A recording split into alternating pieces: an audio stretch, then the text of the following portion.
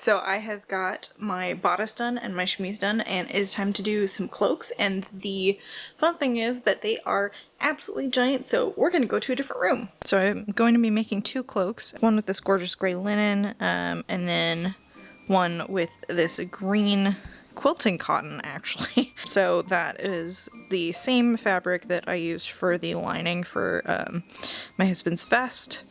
And it's just going to be like another little pop of color. And then mine is this light gray linen. Mine's going to be 45 inches from the base of my neck to the bottom, which is going to hit me about mid-calf. And then his is going to be 50 inches from neck to mid-calf. I also needed to make the pattern for mine a little bit narrower because I only have 3 yards of this, which is kind of a problem. So I only have 3 yards of this fabric, which means that I needed to fit an entire cloak with a hood onto 3 yards of fabric. So, which honestly is fine because it felt like a lot of fabric, and I am kind of a clumsy person, and I was worried that I was gonna like smack into stuff with it. So this will actually make it a little bit more wearable for me too. So this project is actually going to be a modification of Simplicity 5794, which is a very simple, very widely used cloak pattern. I'm going to be using view C to start with, but I'm going to be shortening it for both of us because we both wanted our cloaks to be mid-calf rather than floor length, because floor length at Ren Faire seems like a recipe for disaster. Hi, hello, welcome to my living room. It's the only place I'm going to be able to do this, so this is not going to be as aesthetic as usual, because I need the big floor. I'm going to be doing all of the pattern related stuff out here, and I've already kind of pre-prepared some things for that. I did not want to do any of my pattern cutting or tracing on camera, and I've made some very small adjustments that I will show you in a minute with those, but I'm going to be doing all of the cutting out here and potentially some of the pinning, just because, once again, a lot of fabric. It's going to be a little bit different of a video. It's probably going to be a little shorter than usual. It's going to be fairly quick, but hopefully fun. So let's go ahead and just jump right into it.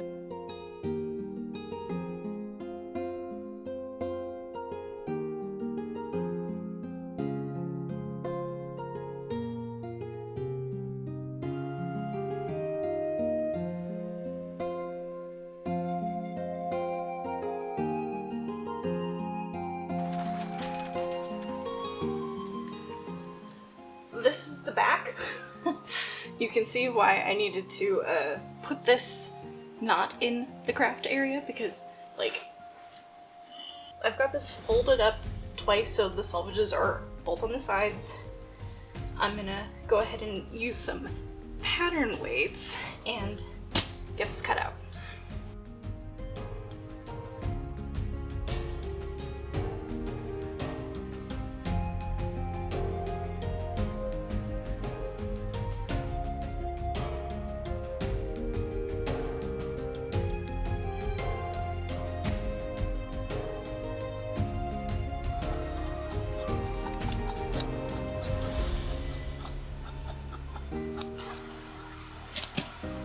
Excuse me. Shoo.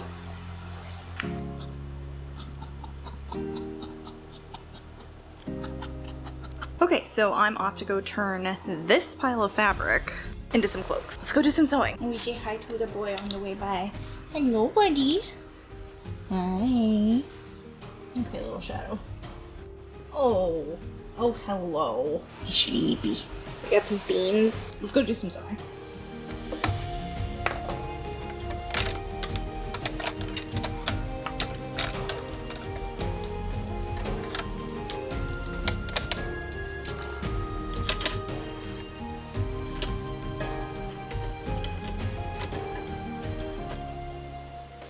So I'm attaching the front panels to the back using French seams. So I've already got this pinned. What I'm gonna do, and I've got them wrong sides together, which you can't really tell much with this other than the fact that, you know, we've got seam allowance right there. And I'm gonna stitch it with a 1/4 inch seam allowance first. Then I'm gonna press that to one side, and then I'm going to stitch it again at 3/8 of an inch. And there's my French seam. A lot of people will do this and actually cut down the inner part, but I figured out that I don't have to adjust my seam allowance at all. I can just sew the first one at 1/4 inch, flip it around, and then sew the other one at 3/8. So I'm gonna go ahead and start that process and get the side seams done.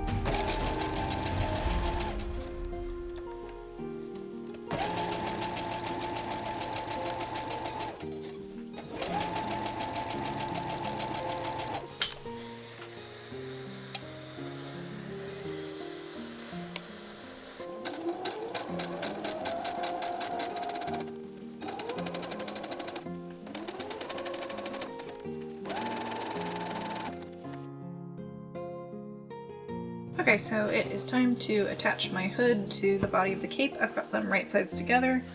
Gonna stitch along this neck hole thing, and then it'll be time to hem it and finish the front edge.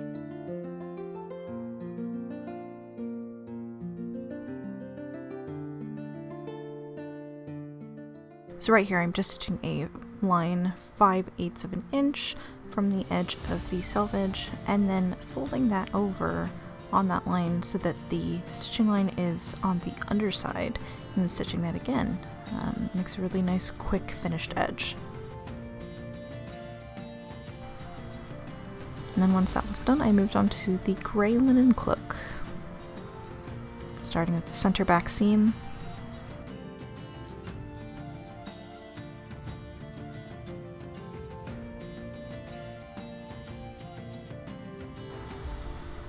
And then moving on to my side seams. So on the gray linen cloak, I actually ended up, instead of doing a French seam, I just basically did like an overlock stitch on the edge and then pressed it open, because I felt like with French seam this was just going to be too bulky, especially in the rounded shoulder portion. I was worried it was going to like stick up oddly even after pressing, so this one's a little different. Time to sew my hood.